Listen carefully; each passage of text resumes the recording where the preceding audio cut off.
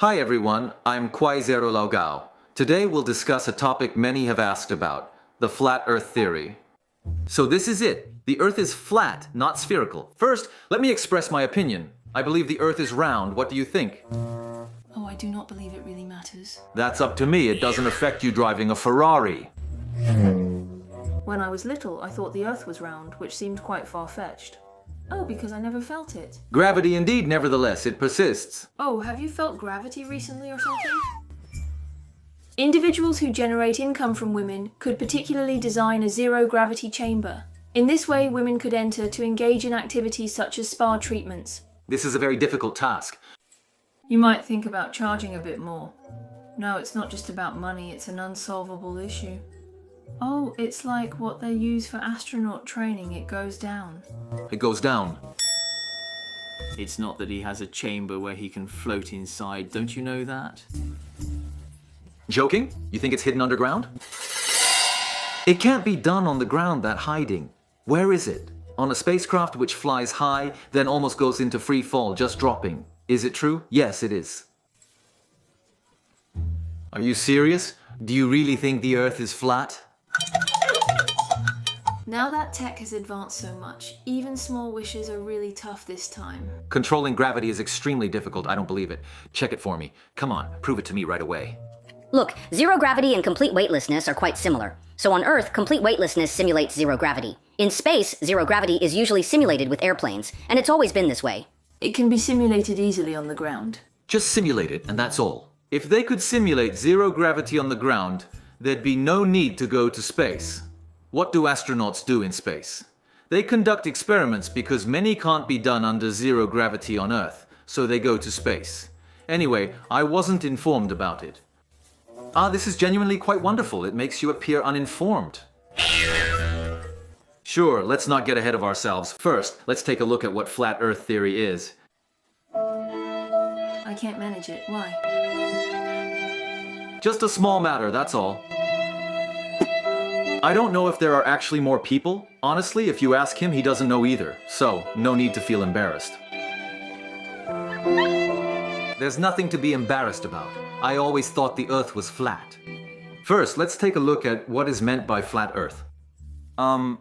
Everyone should view this matter with an open mind. When looking at Xiaomu, everyone should also view it with an open mind. The teacher hasn't mentioned it, so we need to regard a theory seriously and not view it with skepticism. Therefore, when we look at the flat Earth theory, we should somewhat take the perspective of an observer. It's more useful to view this issue as a third-party observer. Personally, I don't want to be a third party and don't like being in that position. The flat Earth theory suggests Earth is flat, like a disk. The North Pole is at the center, and Antarctica's ice forms the outer circle, surrounding the oceans and stopping seawater from flowing out. A large pool. Like a pool? He mentioned the sun and moon's diameter is 51 kilometers and they're about 4,800 to 8,000 kilometers from Earth. At this position, the sun and the moon also rotate. But it doesn't rotate around this plane. It rotates above it parallel to our plane.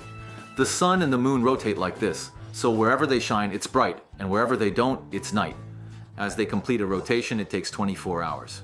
So on Earth, there's day and night, but what about the polar day and polar night? When it rotates above, it moves horizontally too. So when nearer the center, you see the polar day at the North Pole. But by this theory, you can't see it at the South Pole because it's a circle. The issue is most can't visit the South Pole. You claim there's a polar day there, but you haven't seen it. Seen it. It's just that no one has seen it. People. I've seen it, but they say this person talks nonsense, claiming people reached Antarctica long ago, and now no one wants to go there.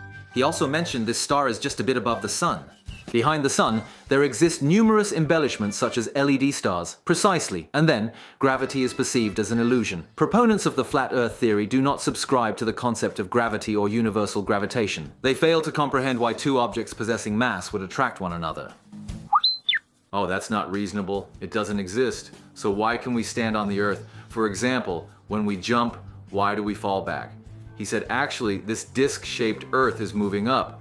So what we feel is acceleration, like gravity in an elevator. Then there's another question. What's beneath this disc?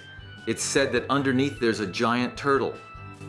On its back, there are 3 elephants, and the elephants are carrying this disc of the Earth. Then some people believe that underneath, it's just rock. and this is what flat earthers think the Earth should look like. To be honest, from the perspective of ancient people, this idea wasn't really a problem.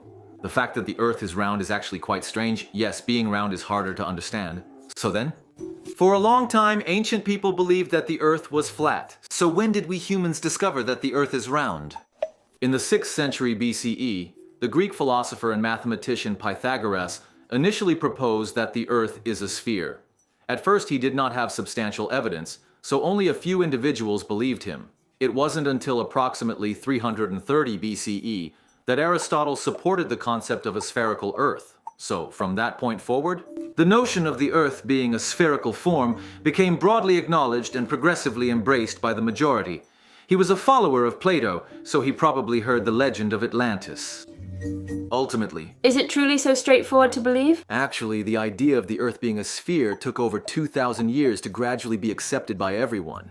Even now, there is an organization in the world called the Flat Earth Society, and it has many members. Moreover, in recent years, the number of members has been steadily rising, with more people believing the Earth is flat.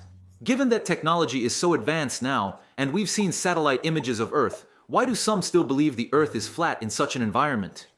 Is it that these people haven't been educated? Actually, that's not the case. Nowadays, those who believe the Earth is flat are highly educated intellectuals. They believe the Earth is flat because they don't want to be brainwashed by textbooks. Many proponents of the flat Earth theory are actually super rich individuals who build their own rockets to launch themselves into space to see if the Earth is truly round. They don't trust what NASA says.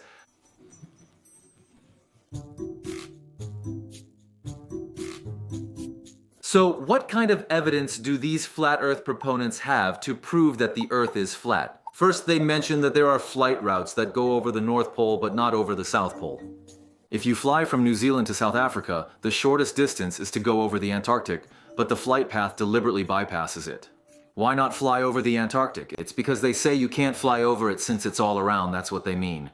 Can't fly out? You are able to fly out, but aviation regulations do not permit it.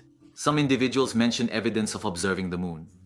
It is frequently observed that there are clouds situated behind the moon, and some clouds appear to be partially in front of the moon and partially behind it. Hey, now that you mention it, it does seem like that's true, he said. The moon's not that round. Based on what was just said, around 4,000 to 5,000 kilometers is where it's at, so clouds might be higher than it. And then there's the satellite photos, right? Isn't there a sphere of the Earth in them? They say these satellite photos are all altered by the rulers of this world. They assert that certain governments or NASA have altered information to convince us that Earth is spherical. They also hold the belief that the entire world's population could potentially have been deceived. They say we've been deceived, that there's a civilization more advanced than ours monitoring and controlling Earth. They make us see what they want us to see. And then, why isn't anyone allowed to go to Antarctica? Because beyond Antarctica, there's a cliff, and to prevent people from discovering it, no one is allowed to go there. In fact, if you get to that place, you can see it, a vast abyss.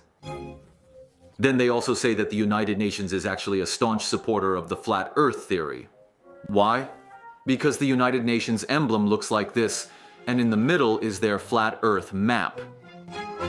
Flat Earth proponents fundamentally hold the belief that there exists some kind of conspiracy, whether it is a national level conspiracy or a more advanced non-human conspiracy that desires us to perceive the Earth as a sphere. This is the central issue. They seek to comprehend why it would be problematic if the Earth were indeed flat. Why must it be a sphere? Oh, if it were genuinely flat, we would eventually find ourselves within their realm. No, what I'm saying is if it's flat, it has boundaries, whereas a sphere doesn't have boundaries. What's outside the boundary of a flat surface? That's what we need to think about. They are so clever that they don't need to build walls to enclose us. They have enclosed us, constantly telling you that the Earth is round. No matter how you try, you can't get out. Oh, you're not allowed to go to certain places, but you're free to explore the rest. You can't leave the circle. Ah, they perceive it as a conspiracy theory. Alright, let's ponder on what might exist beyond this courtyard wall, past Antarctica. Within this model, the universe is comparatively smaller. The universe, as we comprehend it, exists on this disk of Earth. And beyond that, there could potentially be a more advanced civilization. We might be akin to a fish tank placed there. They observe us and study us. There's also another possibility.